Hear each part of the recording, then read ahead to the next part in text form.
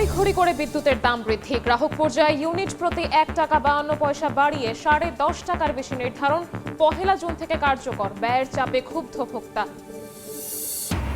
হঠাৎ বাড়ছে সীমান্ত উত্তেজনা, যশোরে পুশিন চেষ্টা রুখে দেওয়ার পর জয়পুরহাট সীমান্তে কাঁটা তারের বেড়া বিএসএফের, সাতক্ষীরায় গুলিবিদ্ধ ২, সতর্ক অবস্থানে বিজিবি।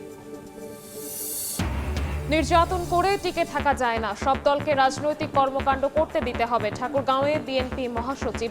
দেশ অস্থিতিশীল করার চেষ্টার বিরুদ্ধে সজাগ থাকার আহ্বান। বরগুনায় ডাকবাংলো থেকে মা ও ২ শিশুর মরদেহ উদ্ধার, রহস্য উদ্ঘাটনে কাজ করছে পুলিশ। কক্সবাজারে আধিপত্য আর্থিক লেনদেনের বিরুদ্ধে ছুরিকাঘাতে নিহত ২ যুবক।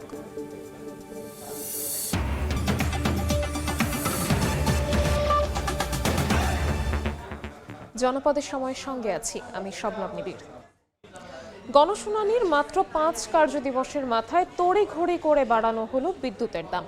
গ্রাহক পর্যায়ে ইউনিট প্রতি গড় দাম ১ টাকা ৫২ পয়সা বা ১৬.৬৮% বাড়ালো বিইআরসি। সংস্থাটির চেয়ারম্যান জানান, বাজেট সামনে রেখে গ্রাহক ও পাইকারি পর্যায়ে নতুন দাম ঘোষণা করা হয়েছে, যা পহেলা জুন থেকেই কার্যকর হবে। এদিকে বিদ্যুতের দাম বাড়ানোয় ক্ষুব্ধ জীবনযাত্রার ব্যয়ের চাপে থাকা গ্রাহকেরা।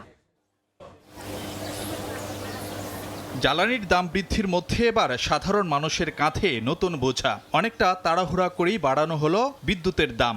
বিদ্যুতের উৎপাদন গণশুনানির মাত্র ১৩ দিন বা ৫ কার্যদিবসের মাথায় নজিরবিহীন দ্রুততায় বুধবার বিদ্যুতের দাম বাড়ানোর ঘোষণা দেয় Bangladesh energy regulatory commission BERC. পাইকারি পর্যায়ে প্রায় ২০%, সঞ্চালন চার্জ ২৪% ও গ্রাহক পর্যায়ে বিদ্যুতের গড় দাম বাড়ানো হয় ১৬.৬৮% বা ইউনিট প্রতি ১ টাকা ৫২ পয়সা। নতুন এ দাম কার্যকর হচ্ছে পহেলা জুন থেকেই। নতুন দাম অনুযায়ী আবাসিকে নিম্ন আয়ের গ্রাহকদের ইউনিট প্রতি বাড়তি দাম গুনতে হবে ৬৯ পয়সা। অন্য আবাসিক গ্রাহকদের ক্ষেত্রে বাড়ানো হয়েছে সর্বোচ্চ ২ টাকা ৭৪ পয়সা পর্যন্ত। বিদ্যুৎ বিভাগের প্রস্তাবিত দাম বৃদ্ধির সঙ্গে খুব একটা তফাৎ দেখা যায়নি বিইআরসির আদেশে। এমন অবস্থায় গণশুনানির মূল্য থাকলো কোথায়, প্রশ্ন ওঠে সংবাদ সম্মেলনে। এটা তো কোনো চাপ ছিল না। অবশ্যই জুন মাস এটা বাজেটের মাস, একটা বাজেট পেশ হবে আগামী ১১ তারিখে। সো এই জিনিসটা আমাদের মাথায় ছিল যে বাজেটের আগে এটা দেওয়া ঠিক হবে। যদিও বিইআরসি চেয়ারম্যান আশা প্রকাশ করেন, রূপপুর পারমাণবিক কেন্দ্র থেকে বিদ্যুৎ সরবরাহ শুরু হলে কমবে বিদ্যুতের গড় উৎপাদন ব্যয়, যার সুফল পাবেন গ্রাহকরা। রূপপুর পারমাণবিক বিদ্যুৎ কেন্দ্র যদি উৎপাদনে আসে এবং যদি রিনিউয়েবল যে টার্গেট আমরা অ্যাচিভ করতে পারি, তাহলে দেখা যাবে যে কস্টলি যে বিদ্যুৎ কেন্দ্রগুলো সেগুলো চালানোর আর প্রয়োজন পড়বে না। এবং এর মধ্যে যদি আমরা ক্যাপাসিটি চার্জ কমাতে পারি, তো নিঃসন্দেহে প্রোডাকশন কস্ট কমবে। তো এই বিষয়গুলো আমরা নির্দেশনা দেবো যাতে ক্যাপাসিটি পেমেন্টটা হ্রাস পায়। কারণ বিদ্যুতের যে খরচ আছে, উৎপাদন খরচ, বেশ উল্লেখযোগ্য অংশ কিন্তু এই ক্যাপাসিটি চার্জ। সংবাদ সম্মেলনে বিইআরসি চেয়ারম্যান স্বীকার করেন, ভুল নীতির কারণে বেড়েছে বিদ্যুতের উৎপাদন ব্যয়। আরেক দফা দাম বাড়ায় নেতিবাচক প্রভাব পড়বে জনজীবনে। এদিকে বিদ্যুতের দাম বাড়ানোয় ক্ষুব্ধ জীবনযাত্রার ব্যয় নিয়ে চাপে থাকা গ্রাহকেরা। এই দেশে কোনো কিছুর দাম কমতেছে না, শুধু বাড়তেছে। সব সরকারে আমাদেরকে আশা দেয়, আসলে যখন তারা সংসদে বসে ওই অতীতের মতোই চলে। কামাইটা তো আর বাড়তি হচ্ছে না, কিন্তু আমাদের তো খরচাটা বেশি হয়ে যাচ্ছে। সব জিনিসেরই দাম নিয়ন্ত্রণের বাইরে গেলে মানুষ তো মনে করেন চলতে পারবো না। আমরা দিন আনি দিন খাই, গ্যাসের দাম বাড়ছে, কারেন্টের দাম বাড়ছে, সবকিছুর তো দাম বাড়ছে। একটা জিনিসের দাম বাড়লে সব জিনিসের দাম বাড়ে। বিইআরসি বলছে, দাম বাড়ানোর পরও বিদ্যুৎ খাতে ভর্তুকি দিতে হবে ৪১,০০০ কোটি টাকা। ফারুক ভিয়া, রবিন, সময় সংবাদ, ঢাকা। বাংলাদেশ ভারত সীমান্তে হঠাৎই ছড়িয়ে পড়েছে উত্তেজনা। যশোরে পুশিন চেষ্টা রুখে দেওয়ার পর জয়পুরহাট সীমান্তে আন্তর্জাতিক আইন লঙ্ঘন করে কাঁটাতারের বেড়া দিয়েছে বিএসএফ। অন্যদিকে সাতক্ষীরা সীমান্তে ভারতীয় বাহিনীর গুলিতে আহত হয়েছে ২ বাংলাদেশি। এ অবস্থায় টহল জোরদারের পাশাপাশি সীমান্তে সতর্ক অবস্থানে রয়েছে বিজিবি। অস্ত্র হাতে সীমান্তে অতন্ত্র প্রহরী, পুশিন সহ যে কোনো অপচেষ্টা রুখতে সতর্ক অবস্থানে বিজিবি। চলছে দিনরাত টহল। বুধবার ভোরে বেনাপোলের সাদিপুর সীমান্তে বিজিবির তৎপরতায় পিছিয়ে যেতে বাধ্য হয় পুশিনের চেষ্টায় থাকা বিএসএফ এর সদস্যরা। শূন্যরেখা থেকে ১৫ জনের দলকেও সরিয়ে নেয় তারা। পরে বিজিবির পক্ষ থেকে ড্রোন উড়িয়েও তাদের উপস্থিতি দেখা যায়নি। বাহিনীর অতিরিক্ত সদস্য প্রত্যাহার করে টহল স্বাভাবিক রেখেছে বিজিবি। কাঁটাতারের বেড়ার এই পাশে বিএসএফ কিছু অনুপ্রবেশকারী বাংলাদেশের ভিতরে ঢুকাই দিয়েছিল। আমরা আতঙ্কিত এলাকাবাসী তারা কিন্তু কখনোই সীমান্ত রেখা ক্রস করতে আমরা দেইনি। টহল যেরকম থাকার কথা ঠিক সেরকমই আছে। এ অবস্থায় সীমান্ত এলাকা পরিদর্শনে যান এনসিপি নেতা নাসিরউদ্দিন পাটোয়ারি। এ সময় সীমান্ত হত্যার বিচারের জন্য আন্তর্জাতিক আদালতে মামলা করতে সরকারের প্রতি আহ্বান জানান তিনি। বিচার ছাড়াই যখন বাংলাদেশিদেরকে সীমান্তে ধরে ধরে হত্যা করেন, তাহলে সার্বভৌমত্ব বলে আছে যে কিছু, এটা বাংলাদেশের মানুষ আর আপনাদের ফাঁকা বুলি এখন আর বিশ্বাস করে না। সরকারকে বলবো আন্তর্জাতিক আদালতে যাওয়ার জন্য। এর আগে রোববার রাতে ভারতের হরিদাসপুর এলাকায় 3টি ট্রাকে করে 1.5 শতাধিক মানুষকে জড়ো করে বিএসএফ। এ সময় যশোর 49 ব্যাটালিয়নের টহল দলের বিজেপি সদস্যরা তাদের আটকে দেয়। জয়পুরহাট সীমান্তেও চলছে উত্তেজনা। 26 মে থেকে 1 জুন পর্যন্ত আন্তর্জাতিক আইন লঙ্ঘন করে বিএসএফ সদস্যরা পাঁচবিবির ঘোনাপাড়া সীমান্তে অন্তত 50 মিটার কাঁটাতারের বেড়া দিয়েছে। এই নিয়ে এলাকায় উত্তেজনা ছড়িয়ে পড়েছে। গরু ছাগল নিয়ে জমিতে ঘাস খাওয়ানোর জন্য যখন নিয়ে যায়, তখন সেক্ষেত্রে দেখা যায় বিএসএফ আমাদের উপর অতর্কিত হামলা করে। আমরা যখন রাতে আধারে থাকি, ওরা ওখান থেকে হয়ে চিল্লাপাল্লা করে। এর একটা স্থায়ী সমস্যার সমাধান চাই। এদিকে সাতক্ষীরায় বিএসএফ এর গুলিতে গুরুতর আহত হন কালীগঞ্জের শীতলপুর গ্রামের মহিউদ্দিন ও শাহিন। স্বজনরা জানান, প্রায় 1 বছর আগে ভারতে যান তারা। সেখানে তামিলনাড়ু রাজ্যে রাজমিস্ত্রির কাজ করছিলেন। ঈদের ছুটিতে বুধবার ভোরে সীমান্ত পেরিয়ে দেশে ঢোকার সময় বিএসএফ এর সদস্যরা তাদের লক্ষ্য করে গুলি ছোড়ে। এতে দুজনেই গুলিবিদ্ধ হন। ফাহরিয়া ফারজানা, সময় সংবাদ। নির্যাতন করে রাজনীতিতে টিকে থাকা যায় না, সব দলকে রাজনৈতিক কর্মকাণ্ড করতে দিতে হবে বলে মন্তব্য করেছেন বিএনপি মহাসচিব ও এলজিআরডি মন্ত্রী মির্জা ফখরুল ইসলাম আলমগীর। দেশকে অস্থিতিশীল করার চেষ্টার বিরুদ্ধে সজাগ থাকার আহ্বান জানিয়েছেন তিনি। ঠাকুরগাঁওয়ে আলাদা 2টি অনুষ্ঠানে এসব কথা বলেন তিনি।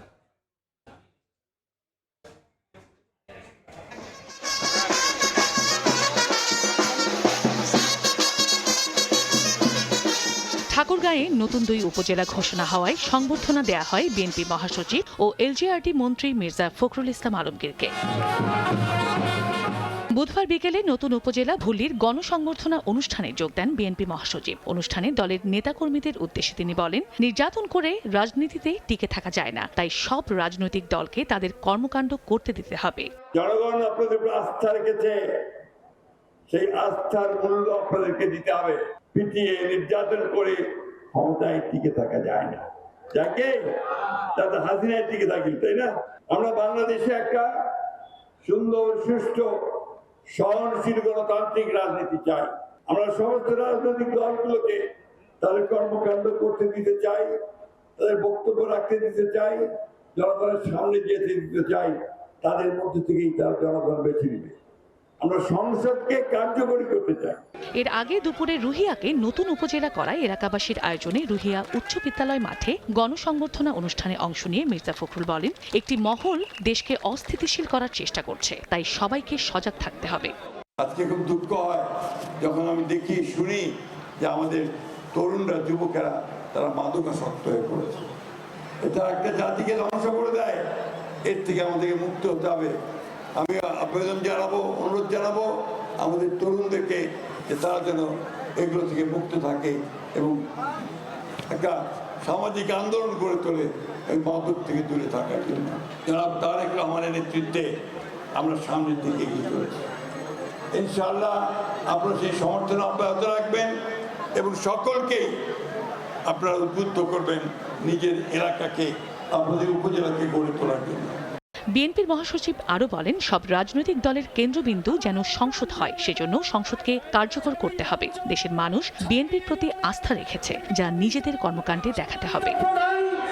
সময় সংবাদ, ঠাকুরগাঁও। জনপদের সময় আরও থাকছে। টাঙ্গাইলে অরক্ষিত বিদ্যুৎ লাইন তারে জড়িয়ে 5টি গরুর মৃত্যু। ঝুঁকিপূর্ণ খুঁটি অপসারণ না করায় দুর্ঘটনা। বিদ্যুৎ বিভাগের উদাসীনতাকে দায়ী করছেন এলাকাবাসী। আরএফএল এসডব্লিউআর পাইপই মাপে যা বলে তাই দেয়। RFL SWR pipe and fittings. Barguna জেলা পরিষদ ডাকবাংলো থেকে উদ্ধার হয়েছে মা সহ 2 শিশুর মরদেহ। বিকেলে বরগুনা সদর উপজেলার ডাকবাংলোর 3য় তলা থেকে জেলা পরিষদের পরিচ্ছন্নতা কর্মী ইতি রানী ও তার 2 মেয়ে আরাধ্য ও অনুরাধার মরদেহ উদ্ধার করা হয়। সংশ্লিষ্টরা জানান বেলা 11টার পর 2 মেয়েকে নিয়ে জেলা পরিষদের ডাকবাংলোতে আসেন নীতি রানী। পরে নতুন ভবনের 3য় তলায় ওঠেন। বিকেলে পাশাপাশি 2টি কক্ষ থেকে উদ্ধার হয় ইতি ও তার 2 মেয়ের মরদেহ।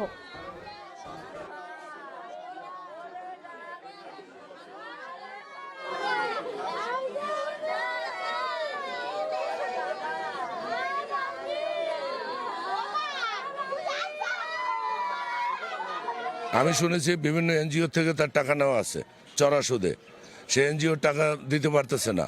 আমরা প্রাথমিকভাবে ধারণা করছি যে এটি একটি সুইসাইডাল ইস্যু হতে পারে। আমরা ইতিমধ্যে কিছু ডিজিটাল ডিভাইসের কিছু তথ্য পেয়েছি, আমরা সিসিটিভি ফুটেজ পেয়েছি। এটা যদি কোনো হত্যাকাণ্ড হয়ে থাকে তাহলেও আমরা সেটি উদ্ঘাটন করবার জন্য আমাদের সমস্ত এফোর্ট দিব। কক্সবাজারে আধিপত্য ও আর্থিক লেনদেন নিয়ে বিরোধের জেরে দুপক্ষের সংঘর্ষ হয়েছে। প্রতিপক্ষের ছুরিকাঘাতে নিহত হয়েছেন 2 যুবক, গুরুতর আহত হয়েছেন আরও একজন। হত্যাকাণ্ডে জড়িতদের গ্রেফতারের দাবি স্বজন ও এলাকাবাসীর। অপরাধীদের আইনের আওতায় আনার কথা জানিয়েছে পুলিশ।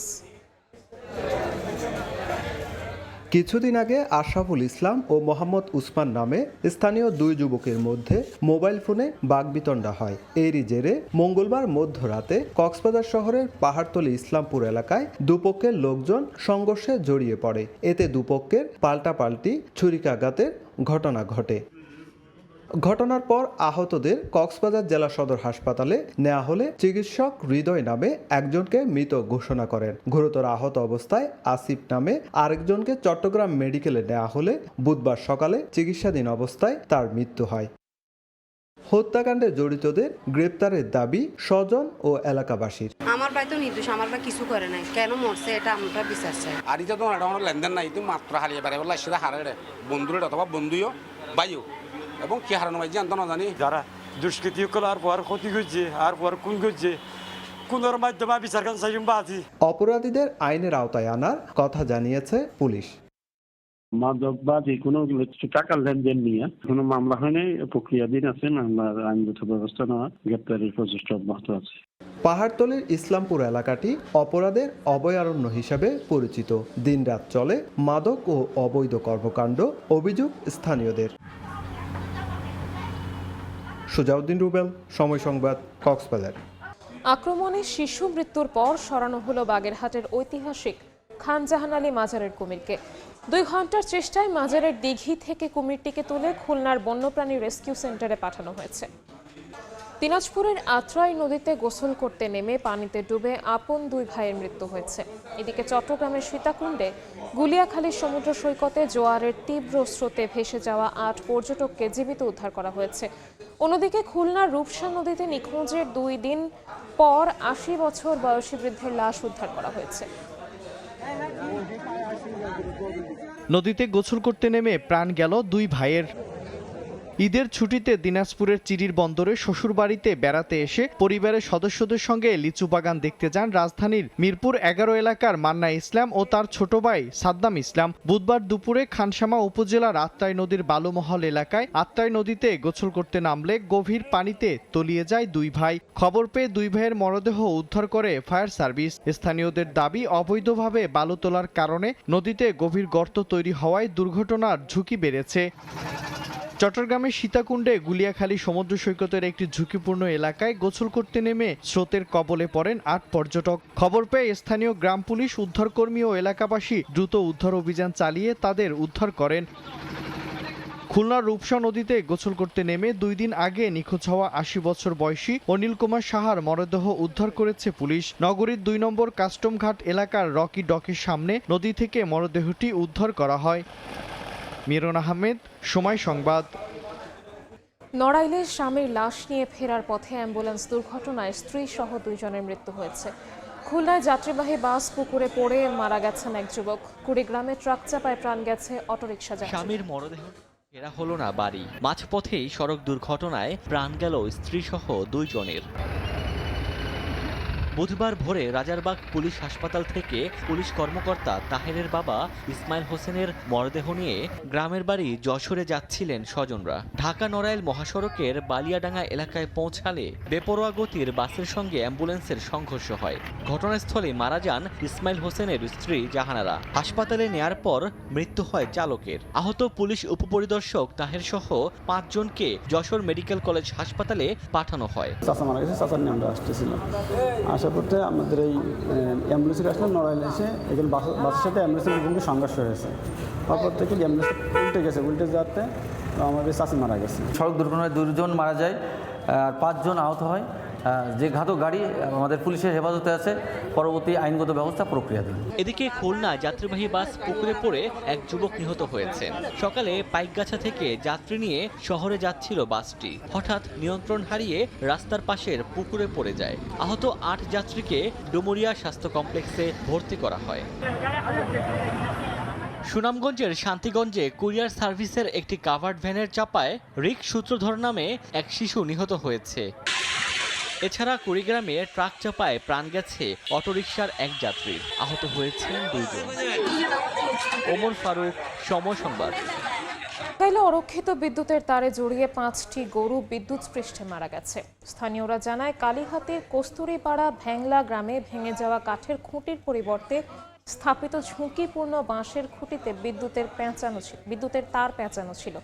5টি গরু মাঠে ঘাস খাওয়ার সময় হঠাৎ তারে জড়িয়ে পড়লে বিদ্যুৎস্পৃষ্ট হয়ে মারা যায়। এ সময় স্থানীয়দের সতর্কতায় কয়েকটি গরু রক্ষা পায়। এলাকাবাসীর অভিযোগ, বিদ্যুৎ বিভাগ দীর্ঘদিন ধরে ঝুঁকিপূর্ণ খুঁটি অপসারণে কোনো ব্যবস্থা না নেওয়ায় এ দুর্ঘটনা।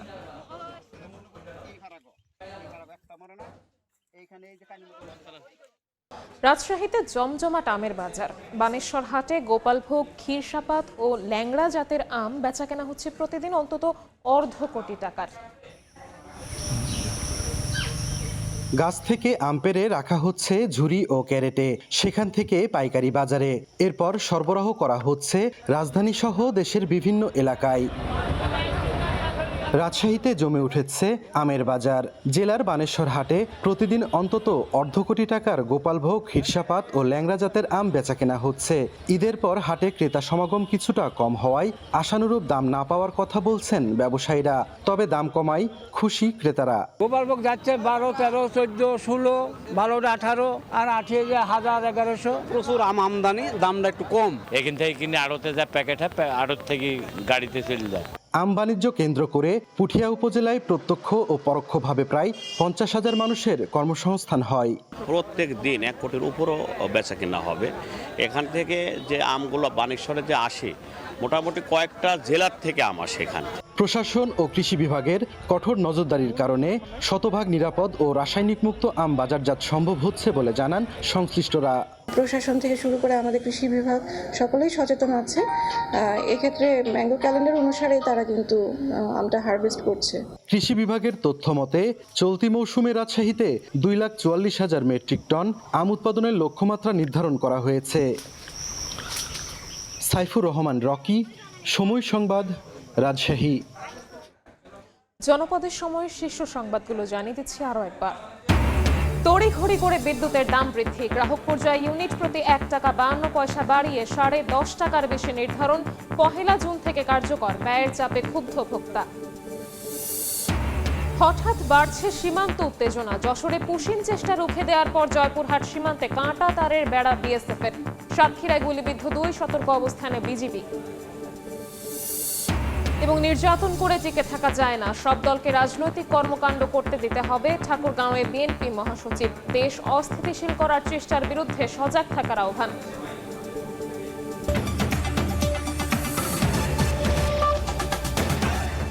এই ছিল জনপদের সময়। এরপর রাতের সময় নিয়ে আসছে কিছুক্ষণ পর, সঙ্গেই থাকুন সময়।